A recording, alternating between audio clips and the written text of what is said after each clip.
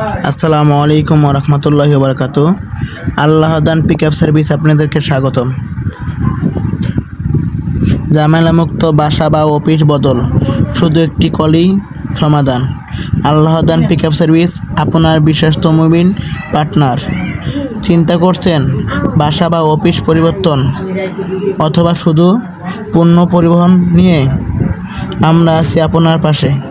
দ্রুত, নিরাপদ এবং পেশাদার সেবা নিয়ে প্রস্তুত।